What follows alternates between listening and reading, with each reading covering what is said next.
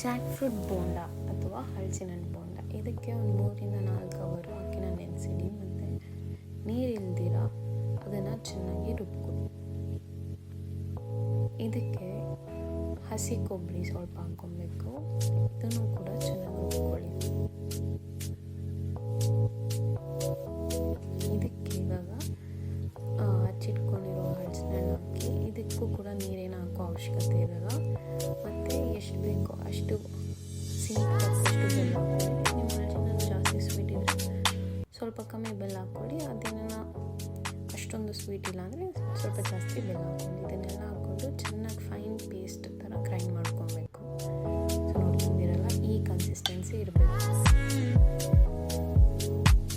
ಇದನ್ನೊಂದು ಬೌಲ್ಗೆ ಟ್ರಾನ್ಸ್ಫರ್ ಮಾಡಿ ಇದನ್ನು ಸ್ವಲ್ಪ ಹೊತ್ತು ರೆಸ್ಟ್ ಮಾಡೋಕ್ಕೆ ಬಿಡಿ.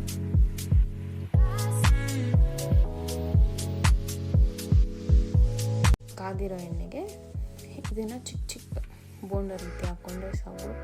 ತುಂಬ ಅಂದರೆ ತುಂಬ ಚೆನ್ನಾಗಿರುತ್ತೆ. ಒಂದ್ಸರಿ ನೀವು ಟ್ರೈ ಮಾಡಲೇಬೇಕು. ಯಾವಾಗ ಹಲಸಿನ ಹಣ್ಣು ತುಂಬ ಹಣ್ಣಾಗ್ಬಿಟ್ಟಿರುತ್ತಲ್ವ, ಆಗ ಇದನ್ನು ಮಾಡಿಕೊಂಡ್ರೆ ಸಿಕ್ಕಾಪಟ್ಟೆ ಚೆನ್ನಾಗಿರುತ್ತೆ. ನಮ್ಮ ಮನೇಲಂತೂ ಎಲ್ಲರೂ ಇಷ್ಟಪಟ್ಟು ತಿಂದರು. ಅಂದರೆ ಸ್ವಲ್ಪ ಏನಂದರೆ ಎಣ್ಣೆ ಇರುತ್ತೆ, but that is what the taste is. So sweet ತಕ್ಕಂಗೆ ಮಾಡಿ ನೀವೇ ಟ್ರೈ ಮಾಡಿ ನೋಡಿ. Very simple ingredients. ಹೆಂಗಿದೆ ಅಂತ ನೀವು ಕೂಡ ಟ್ರೈ ಮಾಡಿ ಹೇಳಿ. ತುಂಬ ಸಾಫ್ಟಾಗೂ ಇರುತ್ತೆ, ಆಚೆ ಕಡೆ ಕ್ರಿಸ್ಪಿ, ಒಳಗಡೆ soft. Must try. Tea time ಸ್ನ್ಯಾಕ್ಸ್ಗಂತೂ ಮಸ್ಟ್ ಟ್ರೈ ಮಾಡಿ. ಕಮ್ಮಿ ಮಾಡ್ತೀನಿ.